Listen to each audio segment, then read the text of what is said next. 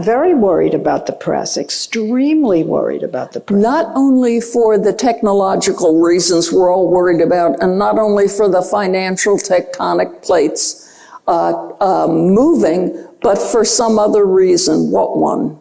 Well, for example, I once asked Donald Trump, why do you keep pounding on the press? This was right after he won in 2016. You know, it's kind of boring. You say the same thing over and over, and you won. You know, it's time to drop it. Why do you do it? And he said, I do it and I repeat it because the more I do that, the less people are going to believe you when you say negative things about me and whatever else. Totally. And it's happened. If you watch the opinion of us, how many people trust the press anymore?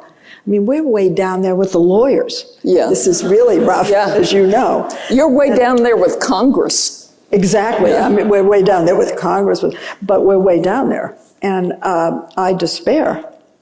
Seriously, I worry greatly, and I think there are other institutions that have been suffering. And you're right not to blame Donald Trump 100%, obviously. Started many years before.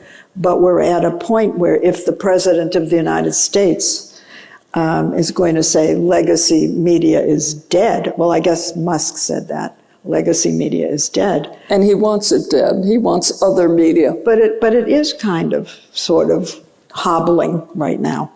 And I don't know how it recovers. I have a lot of suggestions for you, Leslie. Should we go over them?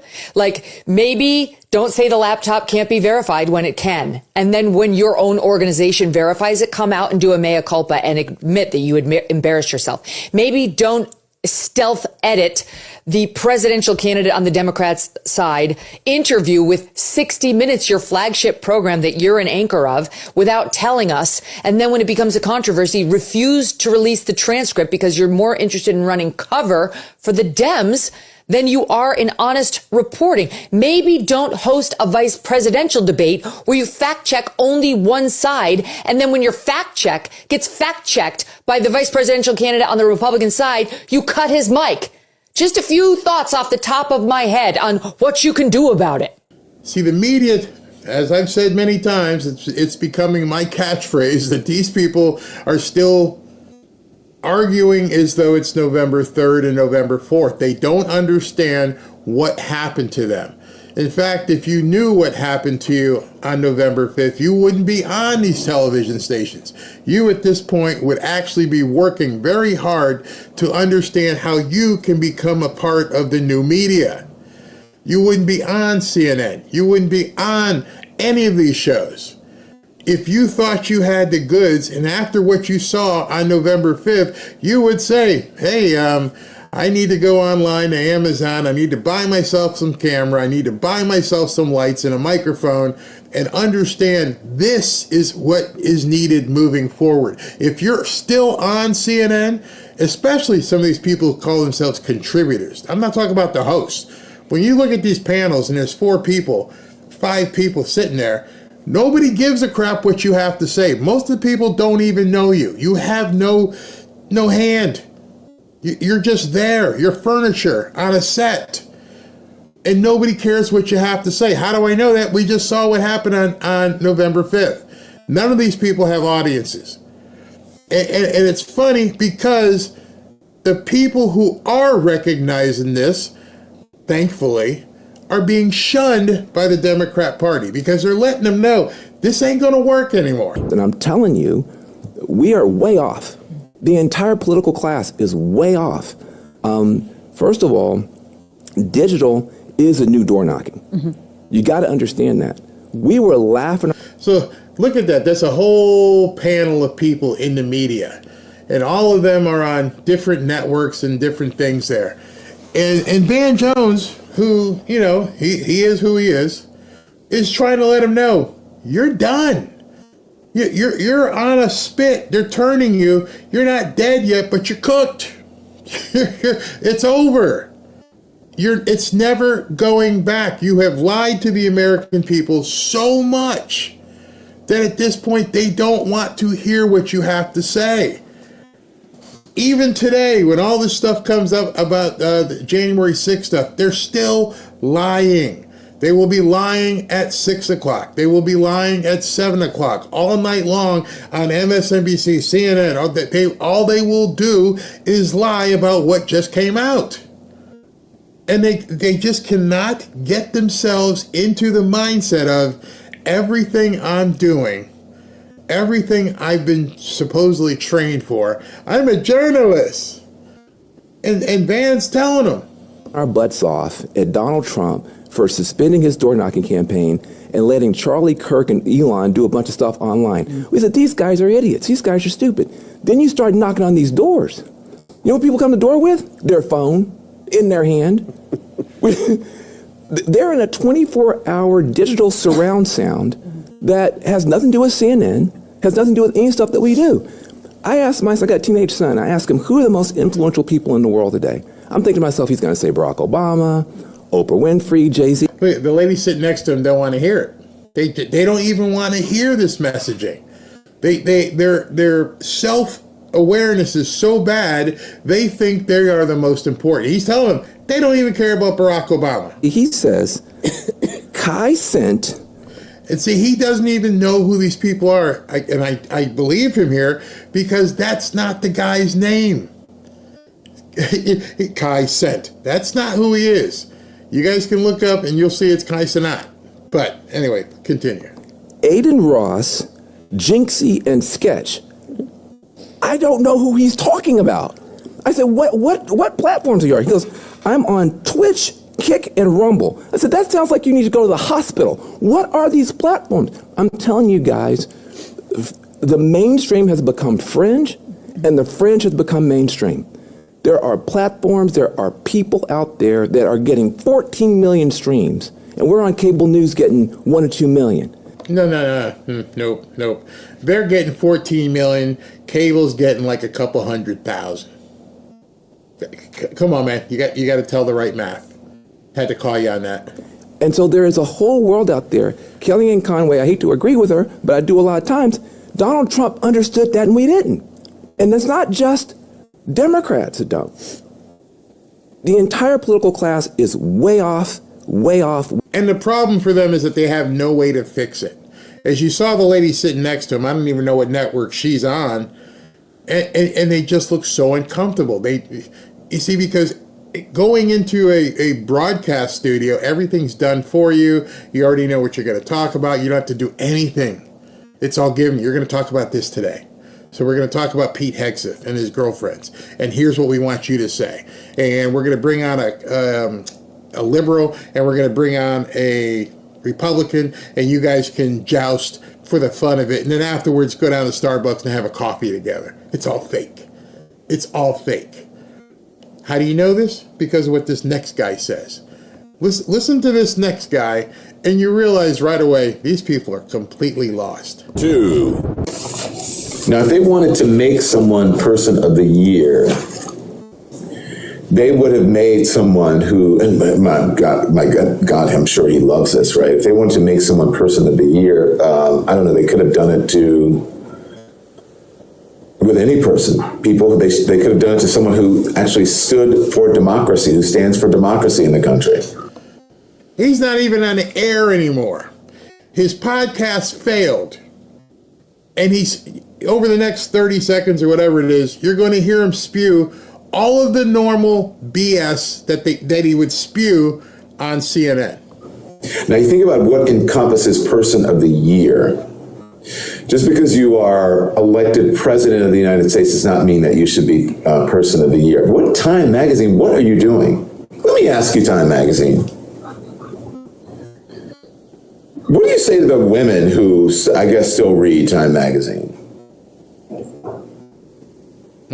Or the women who don't they do like a whole Time 100 thing or something, which, what about the women who are on that list? What about that? I'm sure some of them will had dealt with issues that women have to deal with, like discrimination in the workplace, SA, all kinds of things.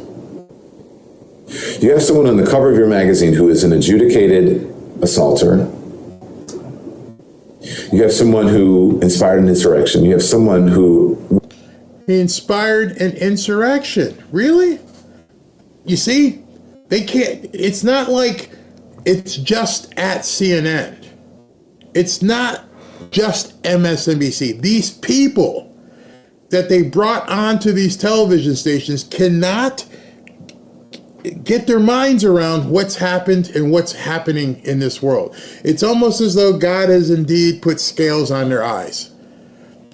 You're out of it. You're not even in CNN studios anymore.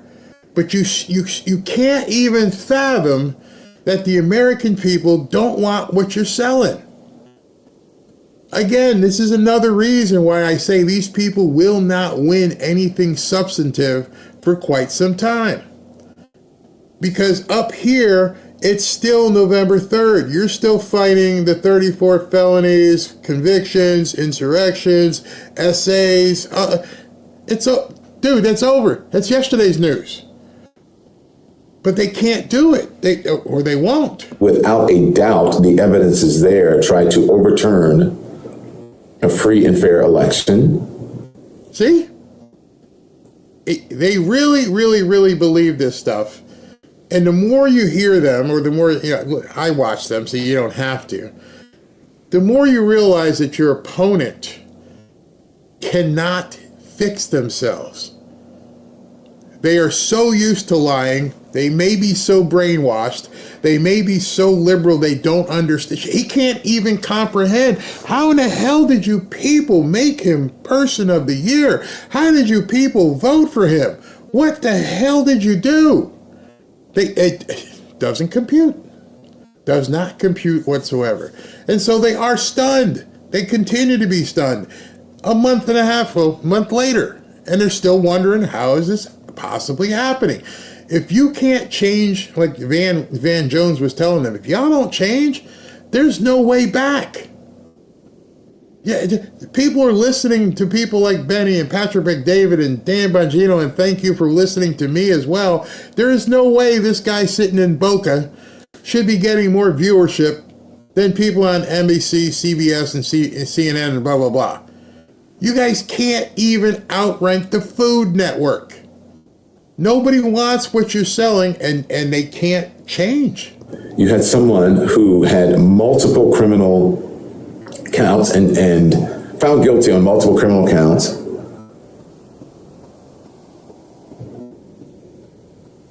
And you name them Person of the Year? Is this a joke? Did we get something wrong? Did someone scam us? Are we sure about this, producers? There is a convicted felon on the cover of Time magazine as the Person of the Year. Maybe we're being scammed. Did someone put out a fake tweet or something about this? I rest my case. These people are not going to be competitive moving forward. How the hell did Donald Trump figure out the mainstream media is the fringe and the fringe is now the mainstream? How the hell did Donald Trump figure out? I mean, Joe Rogan is obvious, right? Like, we knew the guy had a big audience. It's not like we were like stunned, but like, how the hell was he, the 78-year-old guy who doesn't even have a computer and still like writes handwritten notes? How did he become the guy who cracked the code on, to your point, running a cultural, I don't even want to say campaign, running it was a movement. Look, heading a cultural movement versus a campaign. Every one of your people knows Elon. Listen. So everybody keeps, the problem is you have a framework in your mind that, how can Donald Trump? Guys, can we cut it out? Donald Trump is not an idiot. Donald Trump, let me just be very clear.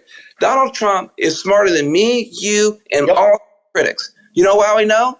Because he has the White House, the Senate, the House. Totally agree. The popular vote. He has a massive media ecosystem bigger than the mainstream built around him and for him, and a religious fervor in a political movement around him. And his best buddy is the richest person in the history of the world, and the most relevant Kennedy is with him. This dude is a phenomenon. He is the most powerful human on earth and in our lifetime, and we're still saying, well, how was this guy? We look like idiots. Clearly, legacy media, and I think a number of outlets, the narrative is that we've lost the room, we've lost touch with the average person, and that newsrooms are run by well-educated coastal elites, and a lot of this is true, by the way. And I think that the news industry, I mean, I've seen these trends happening for a few years now, but it's almost as if people got slapped in the face and realized that the news landscape has changed dramatically. And I think you talked about this in Reliable Sources. I mean, I think 5% of voters get their information now from newspapers, and linear television news is really declining. The average age for a Fox News viewer is like 78 or something. For MSNBC, it's also 60s, and that's not that old to me anymore, but also CNN. So,